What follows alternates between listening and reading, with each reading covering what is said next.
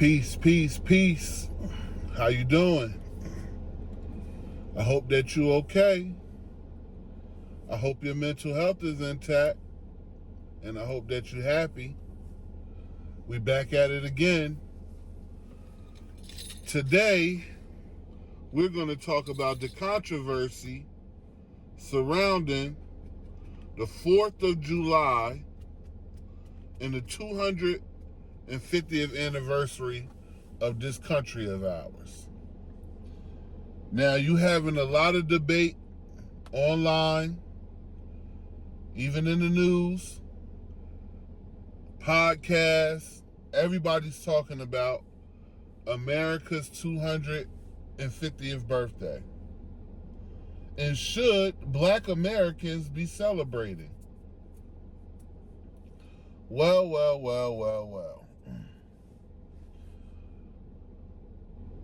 I'm going to give my honest opinion on this. And some people going to like it, some people won't. It's all good with me. Because if you don't like an opinion, that's a you problem. Discipline is not just physical, but it's emotional and spiritual. So emotional and spiritual discipline means that you can listen to another person's opinion and not be triggered by it. So let's get right into this. So yes, I will say that Black Americans should celebrate the 4th of July. Traditionally, we gather our families on the 4th of July. We have barbecues, family reunions. But I will say, we don't celebrate the 4th of July for the same reasons that other people celebrate the 4th of July. We celebrate the 4th of July because we survived one of the most horrific things that could ever happen to human beings. One of the most brutal slaveries, chattel slavery, forced to build the foundation of this country from the East Coast to the West Coast, under the whip and lash of brutal taskmasters. Some of these people worked us from sun up to sundown. No water, no break, just work. Because they saw us as mules, as horses, as camels, animals, that all we're good for is working. Some of us were worked to death on hot southern plantations. We survived this for 310 years. I know people may say, what? I thought it was 200 and something years. Yeah, and that's because you may be going off of 1619. But true historians, true history tells us that 1619 is just the date when they started to publicly record American slavery.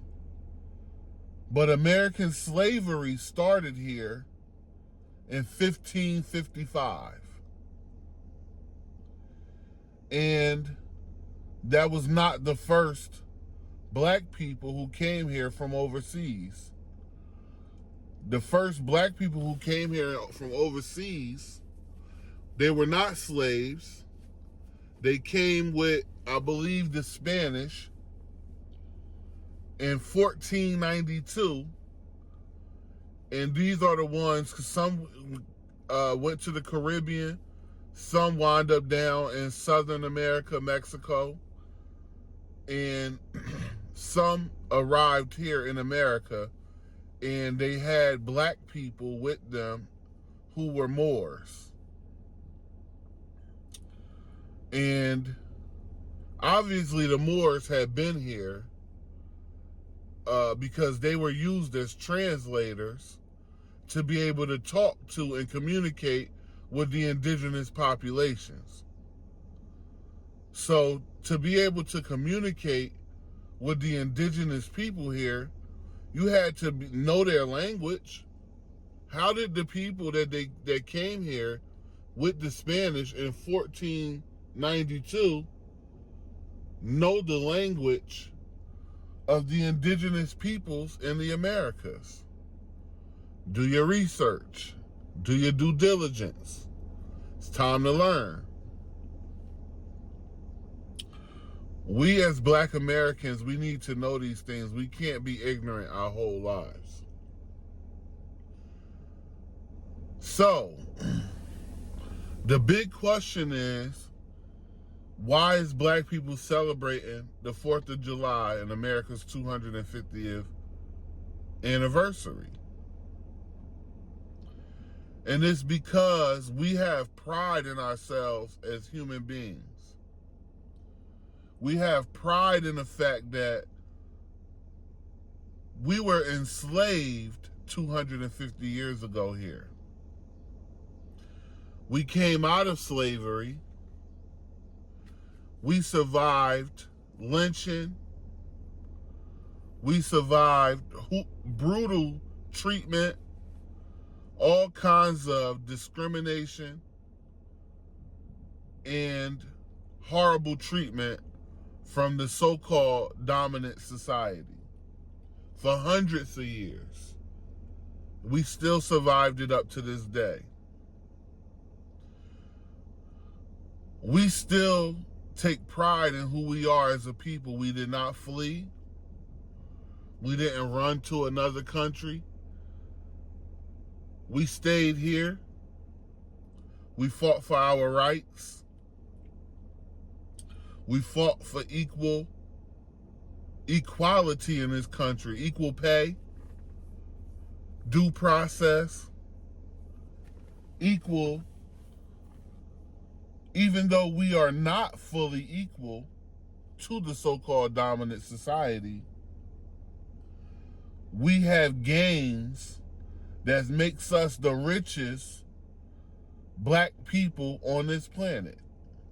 No other Black group on this planet commands the wealth and the success that Black Americans have.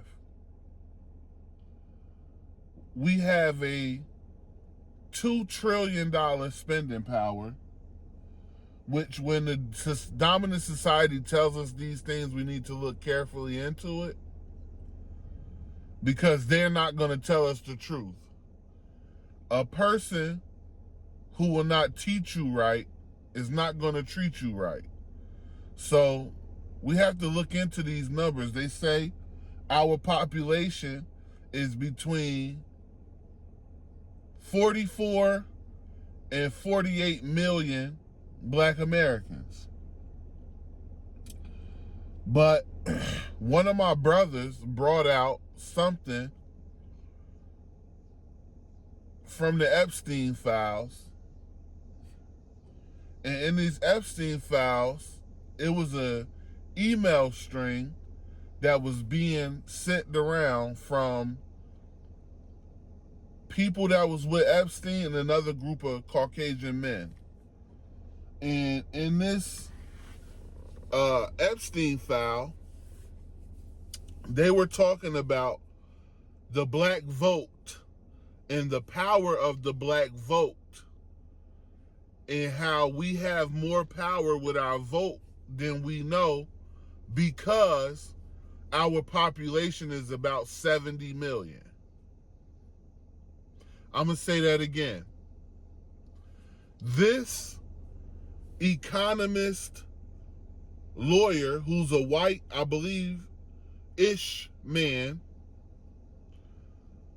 said that the Black population of Black Americans is about 70 million. But when we look at the stats on Google, on the United States government's website, it gives us around 40-something million people, close to 50. Are they lying to us about 20 million Black Americans? I believe they are.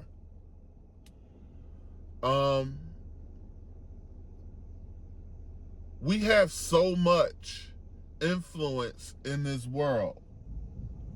When you look around the world, from Muslim countries to Hindus, Asian countries, Africa, South America, everybody emulates us. People come here, they dress like us. They want to talk our slang. They want to rap. They want to sing with our cadence. And we have a global influence as Black Americans. If you look at places like Japan, Singapore, even Saudi Arabia, their youth want to be like Black Americans. They want to wear Jordans.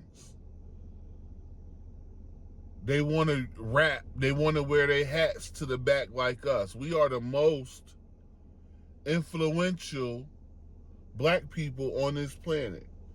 The most successful Black people on this planet. We have been able to achieve so much throughout all the adversity and odds that's been set against us. And even though we are on the bottom of the economic ladder here in America, we're the most dominant Black people on this planet. It's not because somebody gave that to us. It's not because somebody was nice to us.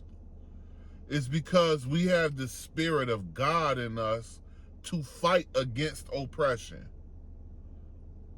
We are the Black people, Americans, who will tell the supremacists to get the F out of our face, kiss my Black you know what. If you put your hands on me, I'm going to fight you with every inch of power that I have, like I'm about to die if you touch me. This attitude, this character, this sentiment, this warrior spirit has caused us to have gains that unfortunately other Black people around the diaspora has not been afforded. Unfortunately, some of our people, I would say probably about 80%, come from dilapidated homelands who are very downtrodden, and they have developed a scam culture just to survive. You don't see Black Americans running major scam rings. You don't see Black Americans getting busted from scam degree rings. Like you see this from other melanated groups around the world and who may immigrate to this country. Now, you may say, wow, you talk about immigrants a lot. And I do, because I feel like one of our worst stumbling blocks that's hindering us from the success and achievements that we could be at is we have been infiltrated by collaborators who may look like us and act like they're in camaraderie with us, but are really not. So, let's talk about President Trump and his part in this 250th year of the United States of America and why he is in office. We've been taught by the Most Honorable Elijah Muhammad. We've been taught by the Honorable Minister Louis Farrakhan and others, knowledgeable scholars, that there will come a time when everyone will have no other choice but to return to their homelands. And when I first heard that, I really didn't understand what it meant. Like, what does that mean? Why would that ever happen? But we submit to divine teachings until understanding comes, because when you submit to divine teachings, if you are faithful and not doubtful, the understanding of it will come to you. And because Black Americans is not putting the cape on and standing in front of the bullets anymore for people who come here and are disrespectful towards us and have historically been disrespectful towards us, who don't have genuine love for us, who we have done a lot of sacrificing for, and they have never put any points on the scoreboard for Black Americans. Now that we stepped out of the way of the bullets, we see a lot of deportations. We see a lot of statuses ending. We see the vitriol and the hatred from some people towards us because we're not having the cape on for them and we're not protecting them like we used to be their protectors. It was a time when Black Americans would not let the United States government harm melanated immigrants because we looked at them like they are our people. They are part of us. These are our brothers, our sisters. I would say over the last 10 years, we have got a real dose of medicine to wake us up to know that we don't have friends and allies in these people. So, the correlation to that is now Trump is doing everything in his power to get these people out of here. Hence what we've been taught by some of our great scholarly teachers, that these people will return to their homes. That process has started. And a lot of them think that they gotta win because the birthright citizenship was shot down by the Supreme Court. That doesn't mean anything because Congress and the United States government still has the power to end birthright citizenship. So now, all of those stones that were thrown at us is being thrown back at those who denigrated us, disrespected us, and talked crazy about us. So, yes, we are in celebration of the 250th year of the United States. I just spent time with my family on my family's ancestral land in North Carolina. where my people were enslaved along with some of the black native tribes who were there, and we mixed in with those people.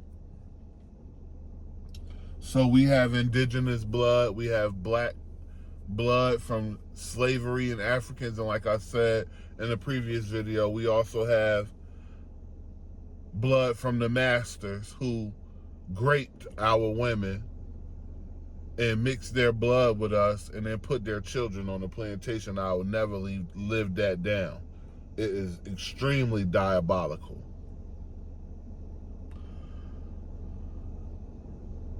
So, yes, we should celebrate this country that we built and what we have been able to overcome here, like it or not.